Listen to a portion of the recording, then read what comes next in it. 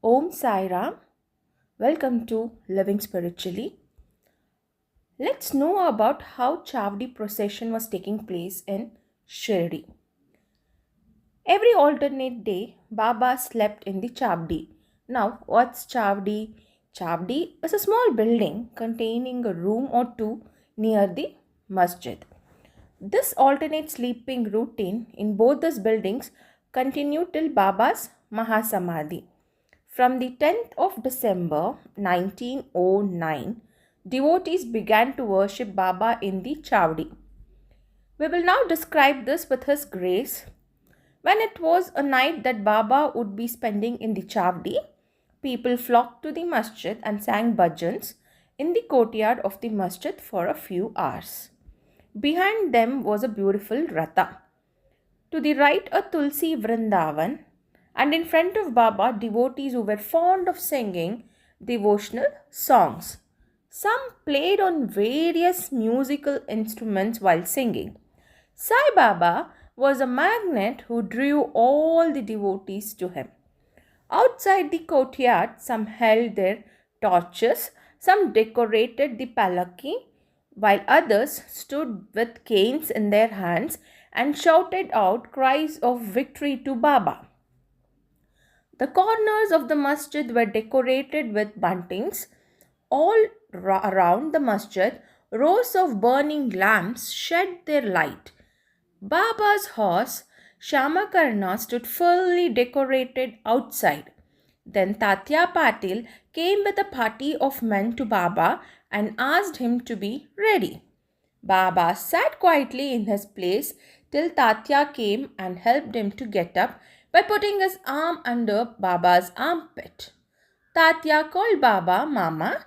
Mama is the maternal uncle. In reality, their relationship was extremely close. Baba wore the usual kafni, placed a short stick under his armpit, and after picking up his tobacco pipe and tobacco and placing a cloth over his shoulder, was ready to start. Then Tatya draped Baba in a beautiful golden embroidery shawl. After this, Baba moved the bundle of firewood lying behind him with his right toe, and then, after extinguishing the burning lamp with his right hand, started for the Chavadi. Then all sorts of musical instruments played and fireworks exhibited their different colors and sounds. Men and women singing Baba's name started walking and singing bhajans to the accompaniment of musical instruments. Some danced with joy and some carried various flags.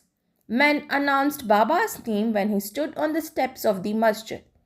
To either side of Baba stood persons who fanned Baba with large hand fans.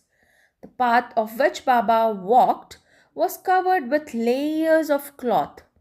Tatya held his left hand and Mal Sapati the right, while Bapu Sahib Jog held a decorative umbrella over his head. In this fashion, Baba marched on to the Chavadi.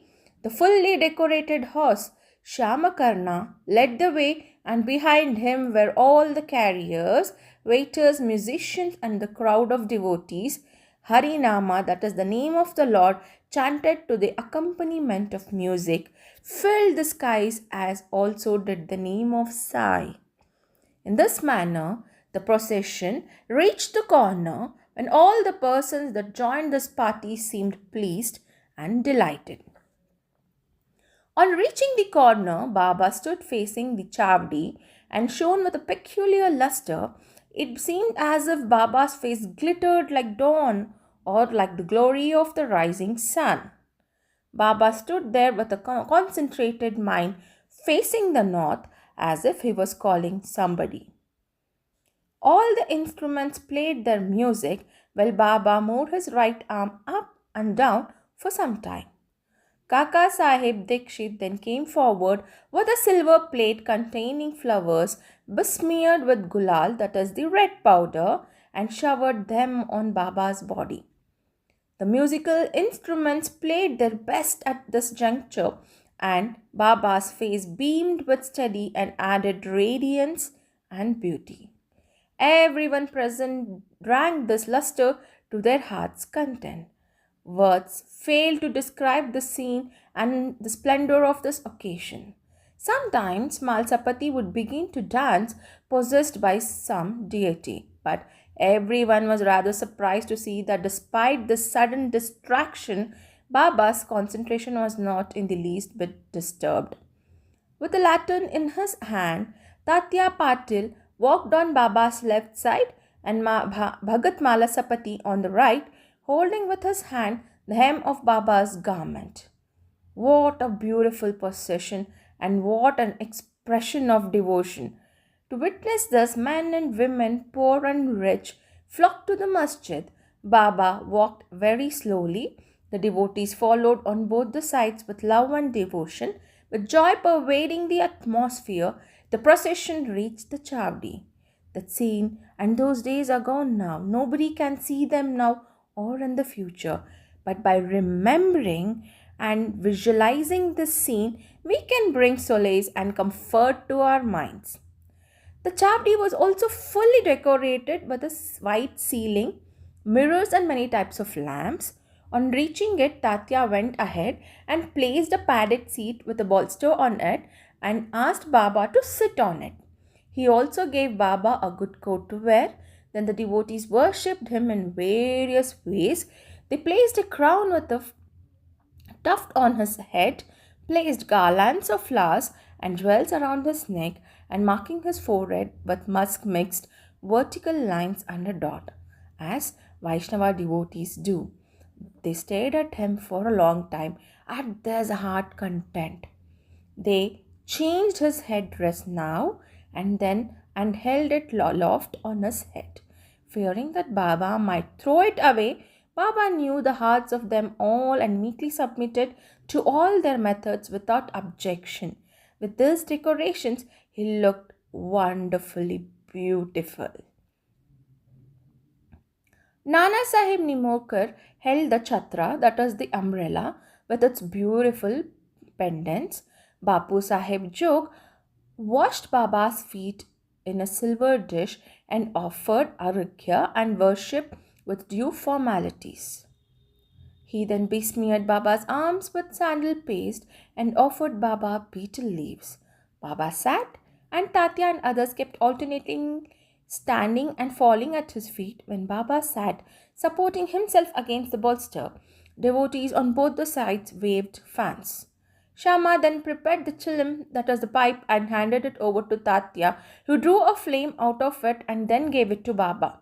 After Baba had his smoke, it was given to Malsapati and then it was passed around to everyone. Blessed was this inanimate chilim, for its first had to undergo many ordeals of penance, such as being treated by potmakers, dried in the open sun, and baked in the glen. And then it had the good fortune of the divine touch of Baba's hands and his kiss. After the ceremony was over, devotees put garlands around his neck and gave him bunches of flowers to smell. Baba, who was dispassion or non-attachment incarnate, did not care much for all these necklaces of jewels, garlands of flowers, and other ornaments, but out of real love for his devotees, he allowed them to have their own way. Finally, Bapu Sahib Jog waved the aarti over Baba, observing all due formalities while the musical instruments played their auspicious tunes. When the aarti was over, the devotees returned home after bowing to Baba and taking his leave. When Tatya Patil, after offering chilim, atar, a scent, and rose water, was about to leave, Baba said to him lovingly, "Guard me. Go if you like, but return sometimes at night and inquire me after." Replying in this affirmative, Tatya left the Chavdi and went home. Then Baba himself prepared his bed. He spread out 50 or 60 white sheets, one upon the another, and thus making his bed, went to sleep.